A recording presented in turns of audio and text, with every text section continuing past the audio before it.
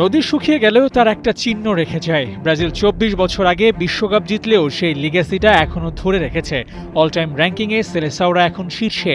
বিশ্বকাপ ইতিহাস ঐতিহ্যে ব্রাজিলের ধারে কাছেও কেউ নাই। তবে প্রশ্ন, আর্জেন্টিনা কোথায়?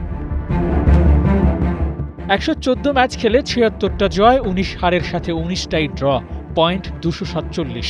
ব্রাজিল বিশ্বকাপ জয়ে যেমন টপে, তেমনি ম্যাচ জয় পরাজয়ের হিসেবেও ওরাই সেরা।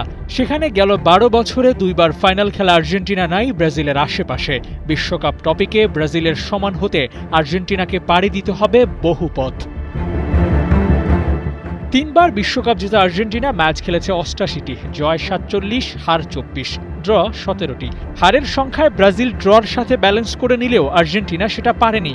ওদের হার ছাপিয়ে গেছে ড্রকেও, আর এতেই অল টাইম র্যাঙ্কিংয়ে পয়েন্ট তোলায় পিছিয়ে পড়েছে ডিফেন্ডিং চ্যাম্পিয়নরা। মূলত বিশ্বকাপের অল টাইম র্যাঙ্কিংয়ের হিসেবটাই হয় ম্যাচ জয়, হার, গোল ব্যবধান আর ড্রর হিসেবে। সেখানে ব্রাজিলকে টেক্কা দিতে পারেনি কোনো দল। ২ যুগ ধরে হেক্সা মিশনে নামা ব্রাজিল বারবার হতাশ করেছে সমর্থকদের, কিন্তু এবার ওরা নেমেছে আটঘাট বেঁধে। যে করেই হোক ৫-এর ফাড়াটা কাটতে হবে, আর সে লক্ষ্যে আঞ্চলত্তি ভেবেচিন্তে পা বাড়াচ্ছেন। কিন্তু স্পেন, ফ্রান্স, আর্জেন্টিনার মতো হেভিওয়েট দলগুলোকে রেসে হারিয়ে শিরোপা জেতার লড়াইয়ে কতটুকু আগাতে পারবে, সেই প্রশ্ন তো থেকেই যায়। ইনজুরির কারণে দলে নেই একাধিক তারকা, ব্যাকফুটেড হওয়ার জন্য তো এতটুকুই যথেষ্ট।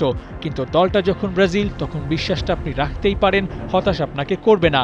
এবারের দল নিয়ে শিরোপা জেতার পেছনে সবচেয়ে বড় মোটিভেশন হতে পারে একটা ইয়ং প্লেয়ার আর কোচিং মান। আঞ্চলত্তির অভিজ্ঞতা এবার এই দলটাকে শিরোপার রেসে দিতে পারে অ্যাডভান্টেজ। নানান সমীকরণ ব্রাজিলকে আপার হ্যান্ডে রাখতে পারে, তবে খেলতে হবে মাঠে, আর সেখানেই প্রমাণ করতে হবে I am the champion. Abu Naim, ৭১।